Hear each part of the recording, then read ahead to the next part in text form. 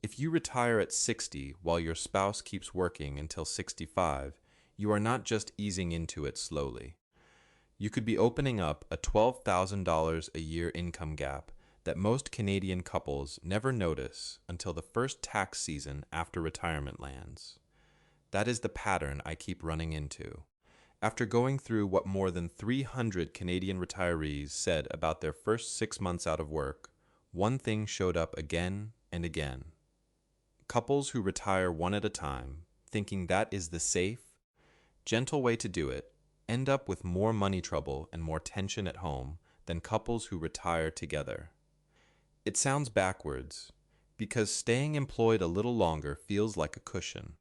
One paycheck still landing, one foot still in the working world, but that cushion carries a cost nobody explains up front. Take CPP at 60 instead of waiting, and that pension is cut by 36% for the rest of your life, not just for a year or two while you adjust. And if your spouse is still earning a strong income while you start pulling money out of your RRSP to feel a bit more independent, that combined household income can trigger a clawback on the old age security payment you have been counting on since your 20s. You spent 30 years being the person people came to for answers. The last thing you want is to spend your first year of retirement feeling like the assistant in your own house, watching your spending power shrink because nobody sat down and coordinated the timing. Here is where we are headed. Why staggered retirement quietly punishes the spouse who leaves first, the exact math behind that $12,000 gap, and the 2-year cash rule that stops the guilt spiral that shows up the moment you start spending money you spent decades saving. 6 months into retirement, the bank balance is rarely the first thing that breaks. It is the sense of who you are without a job title attached to your name. Statistics Canada has tracked a 28% jump in depressive symptoms in the first year of retirement, and it hits hardest for people who retire without any plan for who they are once the job ends. I've watched this happen with couple after couple, including Robert, who was 62 when he retired from a senior management job outside Toronto. His wife Sarah was 58 and still working full-time. Within 6 months, Robert told me he felt like the assistant in his own kitchen, the guy who could not load a dishwasher without being corrected, after 3 decades of running departments and signing off on decisions that mattered. That feeling alone will not touch your bank account. What happens next will. The reason high-earning retirees struggle the most is not vanity, it is structural. The National Payroll Institute found that for people who spent decades in demanding careers, close to 90% of their regular social contact ran through the workplace. Walk away from the job, and you do not just lose the paycheck, you lose the room full of people who used to nod when you talked. That is the identity line worth drawing before you hand in your notice. Your value was never really the title on the door. It was the specific things you were good at, solving problems under pressure, managing people, staying steady when something broke. Those skills do not expire the day your badge stops working. The real cost of skipping this step is not a bad mood for a few weeks. Retirees who never rebuild a sense of purpose outside of work are the ones most likely to make an expensive, emotional decision a year or two in, whether that is an unplanned return to work at a lower salary or a large purchase meant to fill the gap. While Robert was adjusting to life at home, something else was quietly happening that had nothing to do with feelings. His early exit was about to be taxed based on Sarah's paycheck, and neither of them had run the numbers on what that combination would cost. When Sarah earns $100,000 and Robert starts pulling money from his RRSP just to feel like he is still contributing, the two of them lose something most staggered couples never realized they had: the chance to split pension income efficiently while one spouse sits in a lower tax bracket than the other. The mechanism is straightforward. Robert took CPP at 60. That is a permanent 36% cut to his pension for as long as he lives. Then, Because Sarah's income pushed their household well past the coordination window, Robert's RRSP withdrawal stacked on top of hers in a way that erased most of the tax advantage they could have had if he had simply waited 2 more years. Pension splitting sounds complicated, but the idea is simple. Canada allows one spouse to move a portion of certain retirement income onto the other spouse's tax return, which can lower the total tax the household pays in a given year. It only works well when there is a real gap between what each of you reports as income. The moment Robert starts drawing RRSP money to match Sarah's paycheck, that gap closes, and so does most of the benefit, quietly, without either of them noticing until the tax bill arrives. Now add the OAS piece. In 2026, once net world income crosses $95,323, the government claws back 15 cents of every dollar of OAS above that line. If Robert draws down his RRSP hard in year 1 instead of spacing it out, he risks pushing his own income into clawback territory, even though Sarah is the one with the salary. That is the $12,000 a year gap. The difference between a couple who coordinates which spouse draws from which account and in which year, and a couple who is just withdrawing money based on how the bank balance feels that month. I used to tell people that once you retire, the plan matters less, just enjoy the time. I was wrong about that. If you do not coordinate the tax years where one spouse is still working and the other is not, you are handing the government a bill you will never get back. It compounds every year you leave it unfixed, because the withdrawals you make in your lowest income years cannot be undone later. If you are the spouse about to hand in your notice while your partner stays in the grind, this is exactly the situation this channel exists to help with.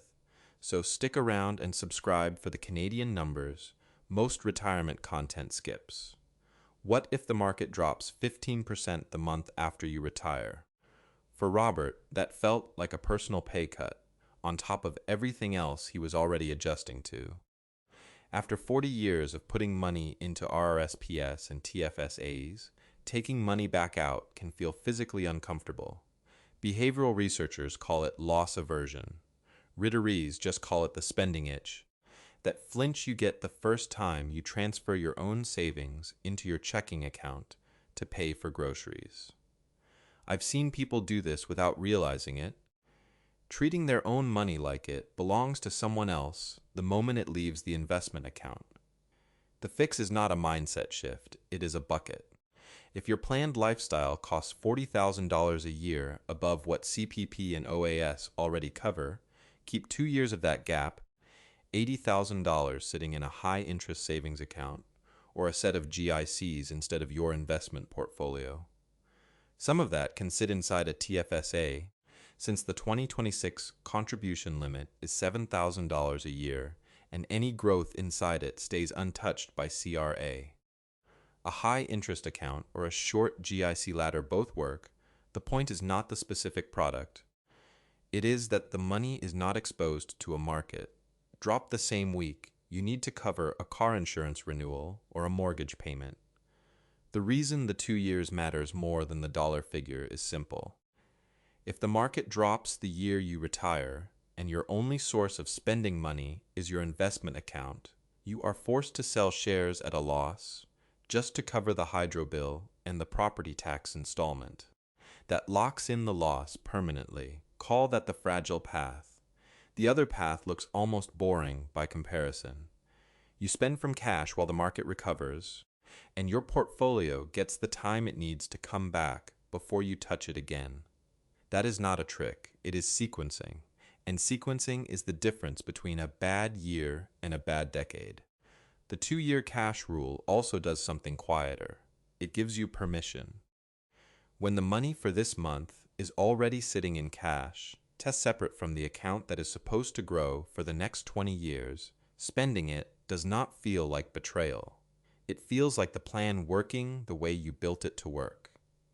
But even with 2 years of cash sitting in the bank, there is one cost retirees consistently forget to budget for, and it usually shows up in a specialist's waiting room, not a bank statement. Retirement planning usually focuses on money and mostly ignores the body, but your body sends a bill eventually, and it rarely gives much notice before it arrives. Manulife's 2025 Resilience Report found that close to half of Canadian retirees, 47%, left the workforce earlier than they had planned, and health was the most common reason. A knee that finally gives out. A hip that needs replacing sooner than expected. Provincial health coverage handles the surgery, but it does not always cover the physiotherapy after, or the grab bars and stair lift that make the house safe to live in. Add in something as ordinary as a pharmacy copay that creeps up every year, and it is the drip of small health costs on top of one large one that actually erodes a fixed retirement income, not one dramatic emergency. Financial planners sometimes describe retirement spending in 3 stages: go-go, slow-go, and no-go.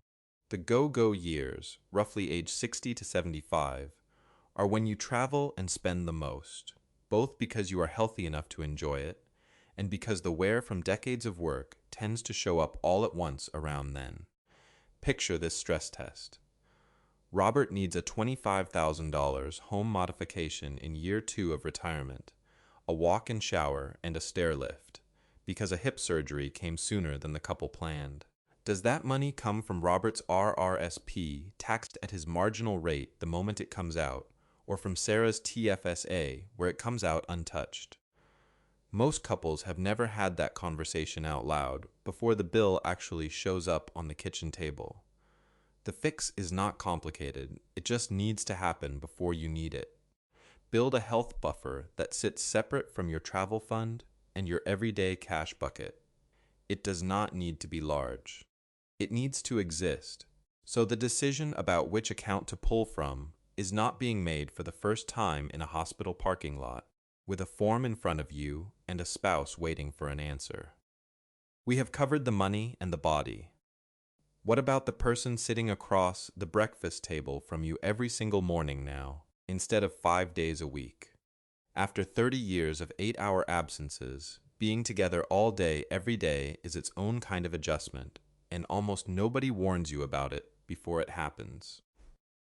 It is completely normal to feel like you are getting on each other's nerves in the first few months. You are not losing whatever spark made your marriage work. You are losing the space that used to make that spark possible, the hours apart that let you both come back to each other with something new to say. I've watched this exact thing happen with a couple I got to know well.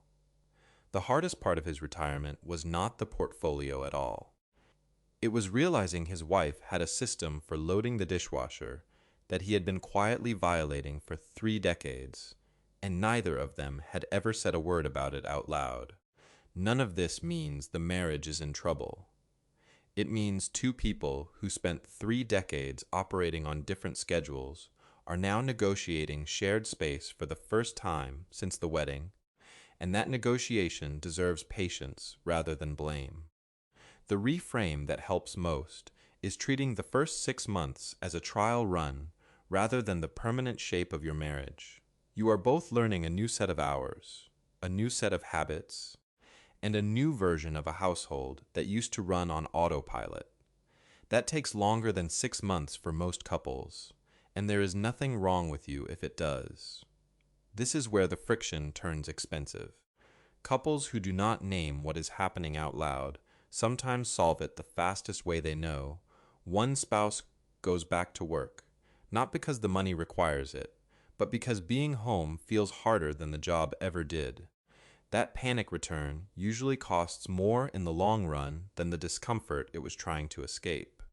3 moves are worth making in the first 6 months, all built around the fact that one of you is retired and one of you is still earning. None of them requires a specialist appointment or a complicated formula. Just the 2 of you sitting down together and treating retirement as a shared project instead of 2 separate decisions made under the same roof. Step 1. Look at CPP timing together, not separately. If your spouse is still bringing in a strong income, it often makes sense for you, the retired spouse, to delay CPP as late as age 70. Every month you wait past 65 adds 0.7%, up to a 42% permanent increase if you hold off the full 5 years. That is not free money. It is a bet on your own longevity, but for a couple where one income is already covering the bills, it is usually a good bet. Step 2. Build a social life that has nothing to do with your old career on purpose before you need it. One group, one regular activity, something outside the industry you spent 30 years working in. This is not about staying busy. It is about having somewhere your identity does not depend on a title. Step 3. If you sit in a lower tax bracket than your working spouse, consider small RRSP withdrawals now instead of waiting. The math looks like this. Pulling $20,000 out now while you are still in a lower bracket at a 20% rate costs $4,000. Wait until the government forces mandatory withdrawals, when OAS clawback often pushes that same amount into a 40% bracket, and it costs $8,000 instead. The RRSP you built to help you was never designed to sit untouched for decades until the government finally forces your hand. If any of this is new to you, there is more of this kind of Canadian-specific math waiting for you on this channel, so stick around. Retirement is not a finish line, it is a transition. And the first 6 months are where most of the friction happens, both in the bank account and at the kitchen table. Protect your identity before you need to. Coordinate the tax years if one of you is still working while the other has already stopped. Keep 2 years of spending in cash so you are never forced to sell at the wrong moment. You already did the hard part. You saved for 30 years. The smart work left is planning the handoff itself, so subscribe and let's keep working through the Canadian numbers that actually apply to your situation.